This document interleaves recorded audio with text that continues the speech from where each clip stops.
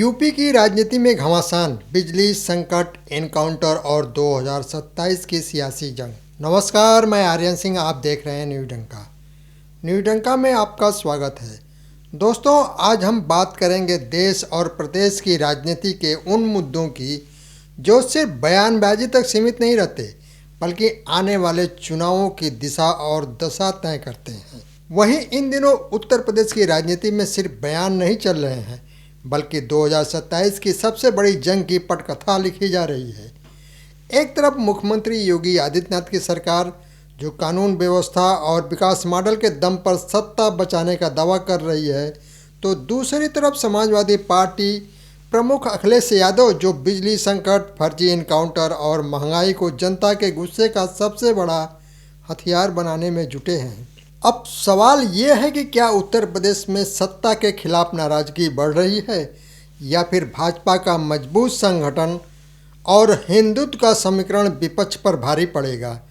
क्या पीडीए राजनीतिक भाजपा के सामाजिक समीकरण को चुनौती दे पाएगी? और क्या अखिलेश यादव का सरकार बदलने का दावा सिर्फ राजनीतिक आक्रामकता है, या फिर बदलते जनमत का संकेत? आज हम करेंगे उत्तर प्रदेश की सियासत का सबसे बड़ा और गहराई से विश्लेषण, जहां हर बयान के पीछे छिपी है 2027 की चुनावी रणनीति। उत्तर प्रदेश की राजनीति, जहां एक बार फिर समाजवादी पार्टी प्रमुख और पूर्व मुख्यमंत्री अखिलेश यादव ने भाजपा सरकार पर तीखा हमला बोला है। मुद्दे कई हैं: बिजली संकट, फर्जी इनकाउंटर, कानून व्यवस्था, जाति राजनीति और 2027 का चुनावी समीकरण। दूसरी ओर भाजपा और एनडीए के सहयोगी दल भी पूरी ताकत से जवाबी हमला कर रहे हैं। कोई अखिलेश यादव के दावों को मुंगेरी लाल के हसीन सपने बता रहा है, तो कोई कह रहा है कि समाजवादी पार्टी का भविष्य पश्चिम बंगाल में खत्म हो चुकी विपक्षी पार्टियों जैसा होने वाला है। लेकिन सवाल यह है कि आखिर उत्तर प्रदेश की राजनीति किस दिशा में जा रही है? क्या जनता वास्तव में सरकार से नाराज है? क्या बिजली संकट और कानून व्यवस्था जैसे मुद्दे भाजपा के लिए चुनौती बन सकते हैं, या फिर विपक्ष सिर्फ राजनीतिक माहौल बनाने की कोशिश कर रहा है? तो आइए पूरे घटनाक्रम को विस्तार से समझते हैं। अखिलेश यादव का नया हमला। दोस्तों, अखिलेश यादव ने अपने सोशल मीडिया प्लेटफॉर्म एक्स पर एक पोस्ट लिखी, और वही पोस्ट प्रदेश की राजनीति में नई बहस का कारण बन गई है। उन्होंने लिखा कि अगले चुनाव में जनता भाजपा को धो पटक कर हमेशा के लिए सुखा देगी। यह सिर्फ एक राजनीतिक तंज नहीं था, इसके पीछे एक पूरी रणनीति दिखाई देती है। अखिलेश यादव ने बिजली संकट को सीधे सरकार की प्रशासनिक विफलता से जोड़ने की कोशिश की है। उन्होंने व्यंग्यात्मक अंदाज में कहा कि शुक्र है मुख्यमंत्री ने यह नहीं कहा कि बिजली संकट के पीछे दिल्ली वालों के भेजे हुए दूत की साजिश है। यह बयान कई असरों पर महत्वपूर्ण है। पहला, यह मुख्यमंत्री की कार्यशैली पर व्यंग। यह भाजपा सरकार के भीतर समन्वय की कमी दिखाने की कोशिश। तीसरा, यह जनता के उस गुस्से को राजनीतिक रूप देने की कोशिश जो गर्मियों में बिजली कटौती को लेकर दिखाई देता है। अखिलेश ने बिजली मंत्री को लेकर भी तंज कसा है। उन्होंने पूछा कि मुख्यमंत्री की समीक्षा बैठकों में बिजली मंत्री आते नहीं हैं या बुलाए नहीं जाते हैं, और फिर उन्होंने कहा कि यदि दोनों साथ आते हैं तो एक तस्वीर पोस्ट कर दीजिए, कम से कम जनता को आपकी आपसी गर्मी में कुछ राहत मिल जाए। यह बयान राजनीतिक रूप से हल्का जरूर लगता है, लेकिन इसके भीतर बड़ा संदेश छिपा हुआ है।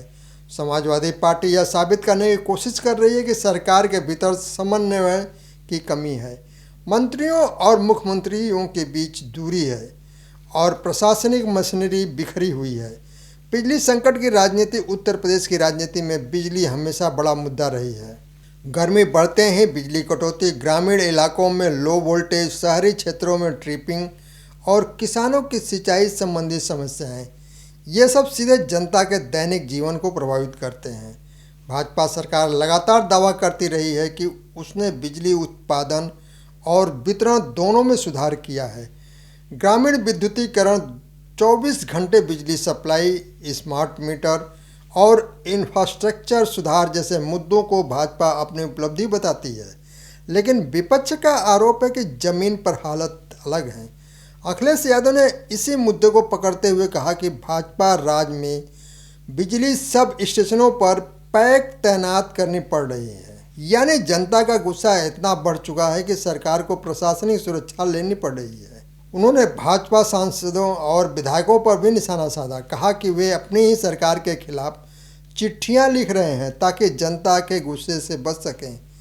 यह बयान महत्वपूर्ण है क्योंकि यदि सत्ताधारी दल के नेता स्थानीय समस्याओं को लेकर सरकार पर दबाव बना रहे हैं तो विपक्ष उसे सरकार की कमजोरी के रूप में पेश करेगा ही। फर्जी इनकाउंटर का आरोप। अब बात उस मुद्दे की जो उत्तर प्रदेश की राजनीति में सबसे संवेदनशील माना जाता है, इनकाउंटर राजनीति।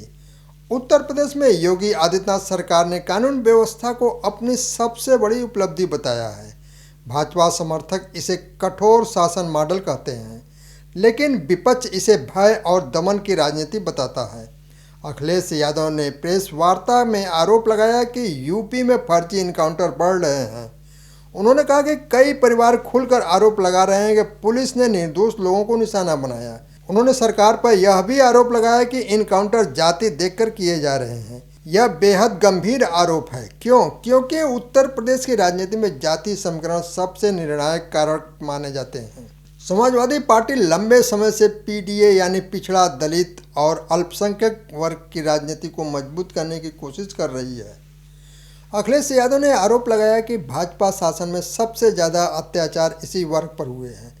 यह बयान सीधे सामाजिक ध्रुवीकरण की राजनीति से जुड़ा हुआ है। कानून व्यवस्था बनाम मानवाधिकार। उत्तर प्रदेश में एनकाउंटर की राजनीति नई नहीं है।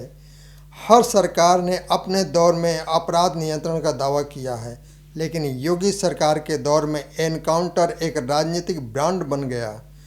भाजपा समर्थकों का तर्क है कि अपराधियों में डर पैदा हुआ है, माफिया नेटवर्क कमज़ोर हुए हैं और अपराध नियंत्रण में सुधार आया है।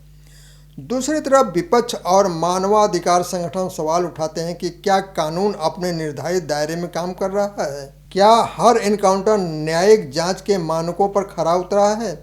क्या पुलिस कार्रवाई पूरी तरह निष्पक्ष है? अखिलेश यादव इसी बहस को राजनीतिक हथियार बना रहे हैं। उन्होंने कहा कि फर्जी एनकाउंटर करने वाले लोग मानसिक रोगी बन जाते हैं। यह बयान सिर्फ पुलिस पर हमला नहीं है, यह सरकार की पूरी कानून व्यवस्था नीति पर सवाल है। हाथरस से 2026 तक। अखिलेश यादव ने 2020 के हाथरस मामलों का भी जिक्र किया। उन्होंने कहा कि जो तस्वीर 2020 में देखने को मिली थी वैसी ही स्थिति 2026 में भी दिखाई दे रही है। यह बयान प्रतीकात्मक राजनीति का हिस्सा है। हाथरस मामला राष्ट्रीय और अंतर्राष्ट्रीय स्तर पर चर्चा में आया था। विपक्ष ने उसे दलित उत्पीड़न और प्रशासनिक संवेदनहीनता से जोड़ा था। अब उसी संदर्भ को दोबारा उठाकर समाजवादी पार्टी यह संदेश देना चाहती है कि सामाजिक न्याय का मुद्दा अभी भी जिंदा है। भाजपा की जवाबी रणनीति। अब सवाल यह है कि भाजपा और उसके सहयोगी दल इन आरोपों का जवाब कैसे दे रहे हैं। एनडीए नेताओं ने अखिलेश यादव के दावों को पूरी तरह खारिज किया है। ओम प्रकाश राजभर ने कहा कि अखिलेश यादव हर चुनाव से पहले सरकार बनाने का दावा करते हैं। 2014, 2017, 2019, 2022 और 2027। उन्होंने कहा कि परिणाम वही रहेगा जो पहले हुआ है। यह बयान सिर्फ जवाब नहीं है, यह विपक्ष को अस्थायी हारने वाला खिलाड़ी साबित करने की कोशिश है। भाजपा का विकास मॉडल। जेडीयू प्रवक्ता राजीव रंजन प्रसाद ने दावा किया कि प्रधानमंत्री नरेंद्र मोदी की लोकप्रियता पूरे देश में स्पष्ट दिखाई देती है। उन्होंने योगी सरकार की उपलब्धियां गिनाई। इंफ्रास्ट्रक्चर, निवेश, रोजगार, कानून व्यवस्था भाजपा की राजनीति का मूल आधार ही है।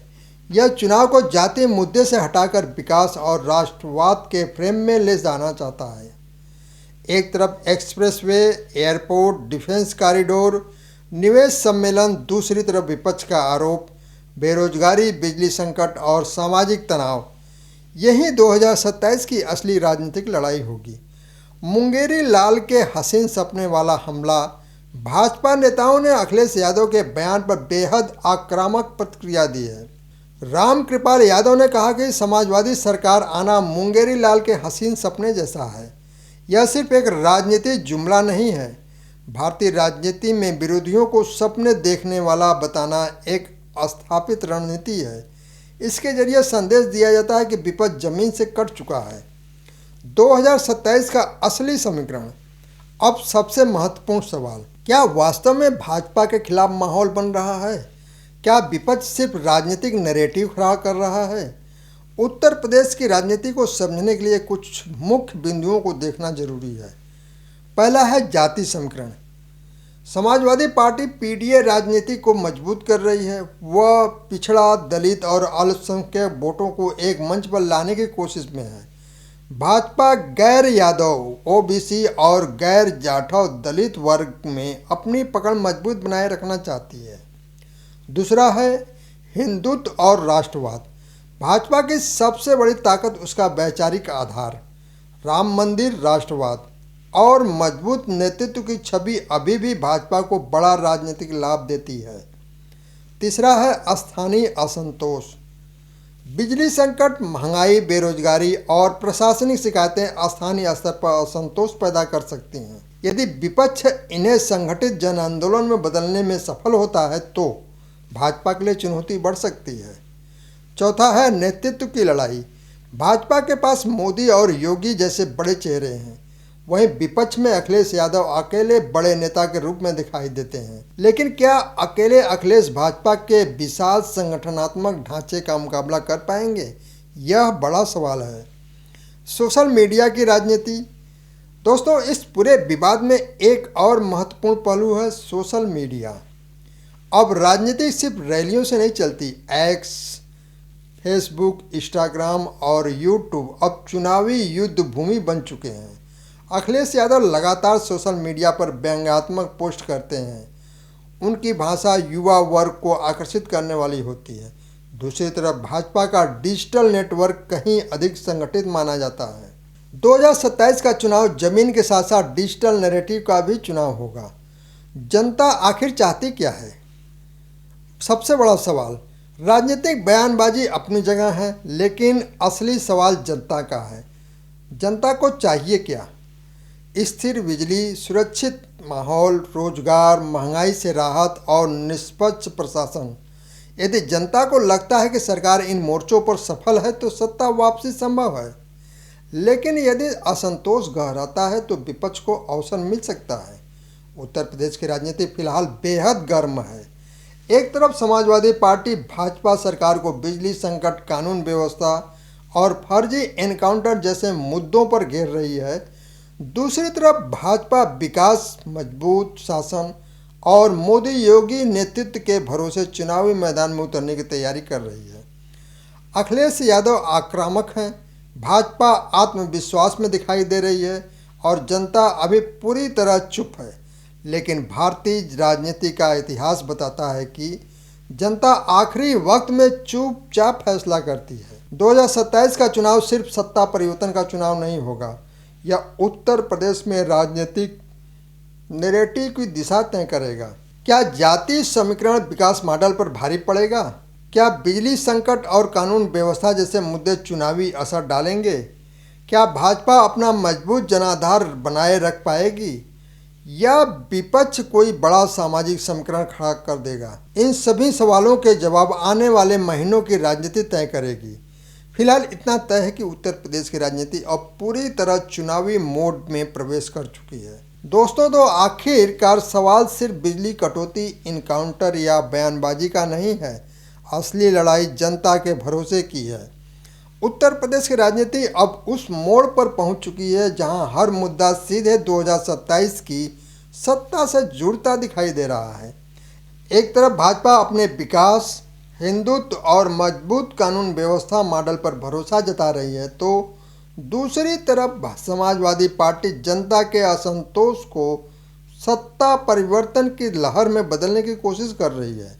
लेकिन इतिहास गवाह है कि उत्तर प्रदेश में चुनाव केवल नारों से नहीं बल्कि जमीनी समीकरणों, जाति संतुलन, संगठन की ताकत और जनता के मूड से तय होते हैं। आने वाले महीनों में राजनीतिक हमले और तेज होंगे, आरोप प्रत्यारोप और भी आक्रामक होंगे। लेकिन अंतिम फैसला उसी जनता के हाथ में होगा जिसके नाम पर आज पूरी सियासत गर्म है।